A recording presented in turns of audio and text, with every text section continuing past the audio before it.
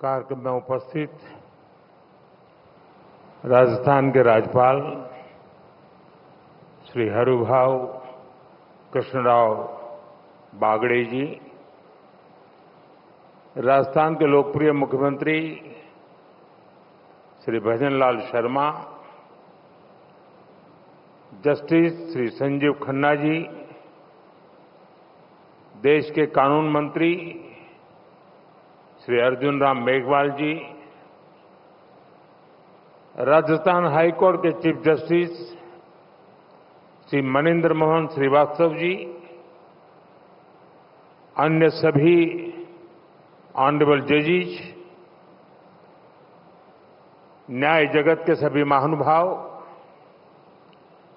उपस्थित देवी और सज्जनों, सबसे पहले तो मैं आप सबकी क्षमा चाहता हूं क्योंकि मुझे यहां पहुंचने में 10 मिनट करीब मैं लेट हो गया था क्योंकि मैं महाराष्ट्र से निकला, लेकिन वेदर के कारण समय पर नहीं पहुंच पाया और इसके लिए मैं आप सबकी क्षमा चाहता हूं। साथियों, मुझे खुशी है कि मैं आज राजस्थान उच्च न्यायालय के प्लेटिनम जुबिली समारोह में आप सबके बीच आने का मुझे अवसर मिला है। राजस्थान हाईकोर्ट के 75 वर्ष ऐसे समय में हुए हैं जब हमारा संविधान भी 75 वर्ष पूरे करने जा रहा है। इसलिए ये अनेक महान लोगों की न्याय निष्ठा और योगदानों को सेलिब्रेट करने का उत्सव भी है। ये संविधान के प्रति हमारी आस्था का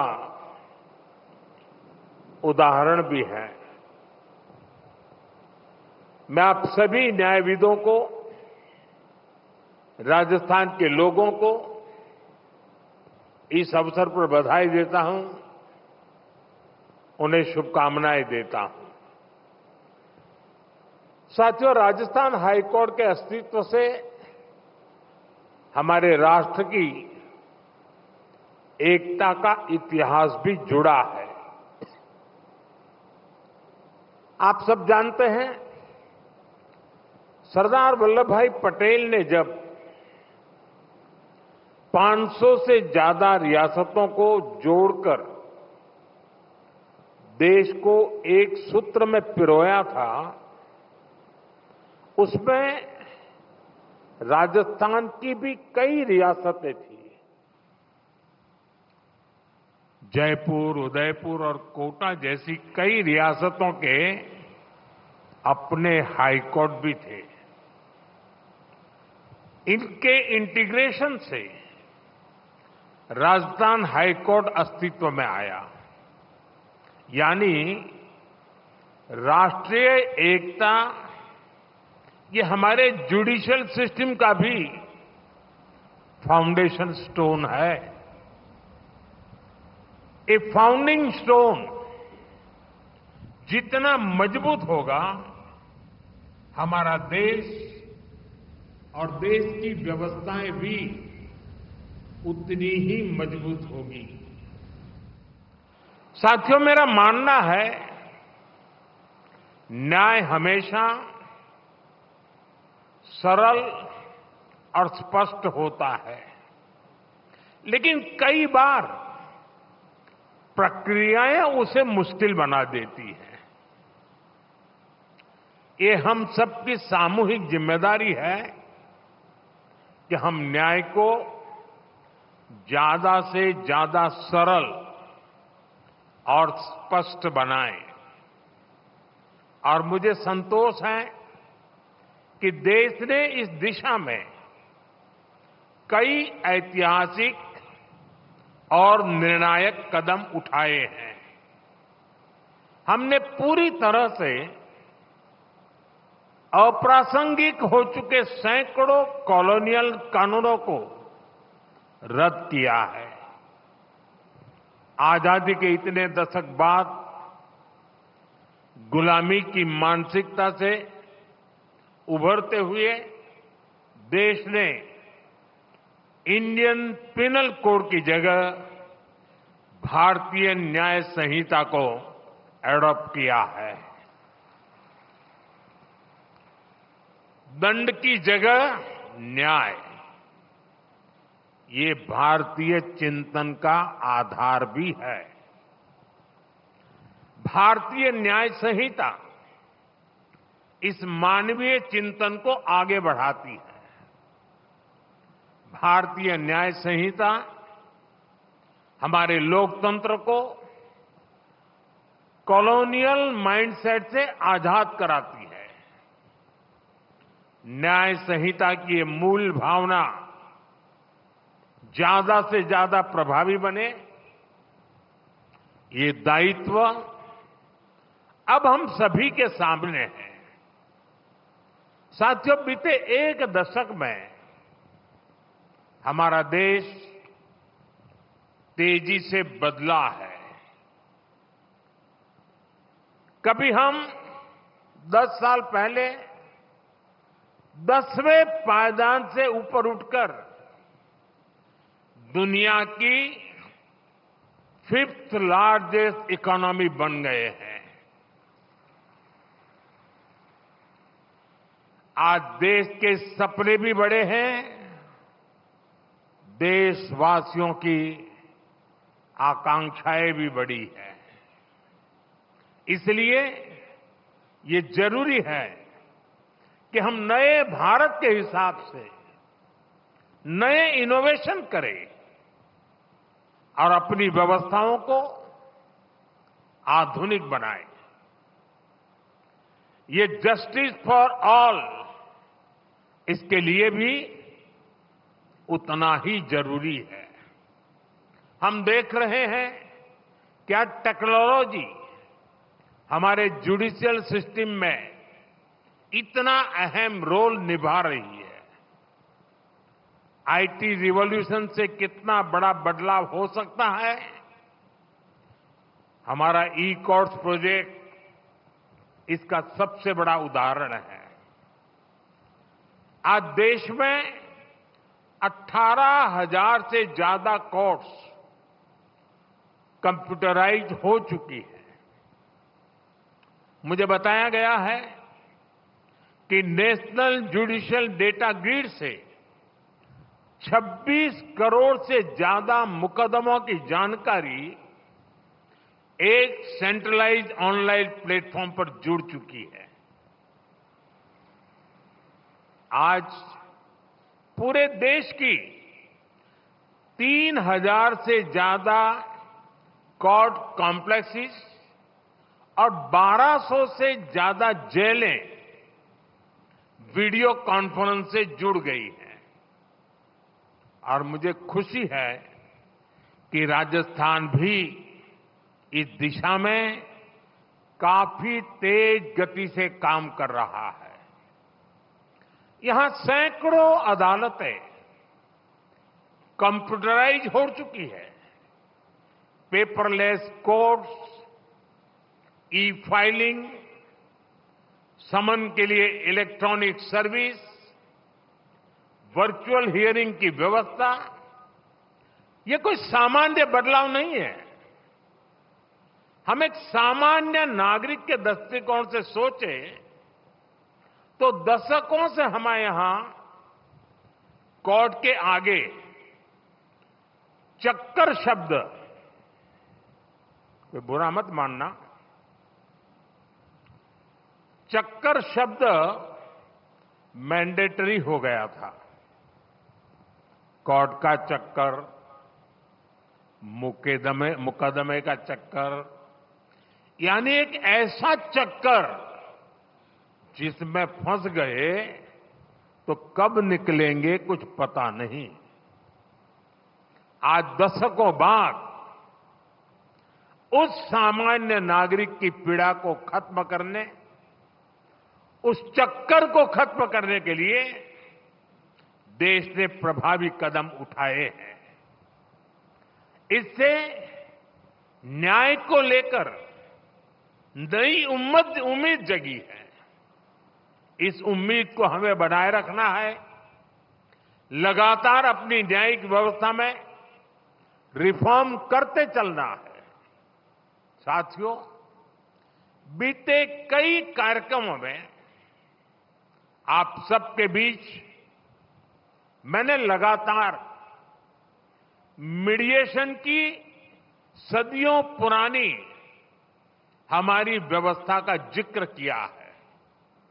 आज देश में कम खर्चीले और त्वरित निर्णयों के लिए ऑल्टरनेटिव डिस्प्यूट मैकेनिज्म बहुत अहम रास्ता बन रहा है। वैकल्पिक डिस्प्यूट मैकेनिज्म की ये व्यवस्था देश में ईज ऑफ लिविंग के साथ ही ईज ऑफ जस्टिस को भी बढ़ावा देगी। कानूनों में बदलाव करके नए प्रावधान जोड़कर सरकार ने इस दिशा में कई कदम उठाए हैं। न्यायपालिका के सहयोग से ये व्यवस्थाएं और ज्यादा सशक्त होगी। साथियों, हमारी न्यायपालिका ने निरंतर राष्ट्रीय विषयों पर सजगता और सक्रियता की नैतिक जिम्मेदारी निभाई है। कश्मीर से आर्टिकल 370 हटाने का देश के संवैधानिक एकीकरण का उदाहरण हमारे सामने है। सीए जैसे मानवीय कानून का उदाहरण हमारे सामने है। ऐसे मुद्दों पर राष्ट्रहित में स्वाभाविक न्याय क्या कहता है, ये हमारी अदालतों के निर्णयों से पूरी तरह से स्पष्ट होता रहा है। हाईकोर्ट से लेकर सुप्रीम कोर्ट तक न्यायपालिका ने अनेकों बार ऐसे विषयों पर राष्ट्र प्रथम, नेशन फर्स्ट के संकल्प को सशक्त किया है। जैसे आपको ध्यान होगा, अभी इसी 15 अगस्त को मैंने लाल किले से सेक्युलर सिविल कोड की बात की है। इस मुद्दे पर भले ही कोई सरकार पहली बार इतनी मुखर हुई हो, लेकिन हमारी जुडिशरी दशकों से इसकी वकालत करती आई है। राष्ट्रीय एकता के मुद्दे पर न्यायपालिका का ये स्पष्ट रुख न्यायपालिका पर देशवासियों में भरोसा और बढ़ाएगा। साथियों, 21वीं सदी के भारत को आगे ले जाने में जो शब्द बहुत बड़ी भूमिका निभाने वाला है, वो है इंटीग्रेशन। ट्रांसपोर्ट के मोड्स का इंटीग्रेशन, डेटा का इंटीग्रेशन, हेल्थ सिस्टम का इंटीग्रेशन। हमारा विजन है कि देश के जो भी आईटी सिस्टम अलग अलग काम कर रहे हैं, उन सभी का इंटीग्रेशन हो।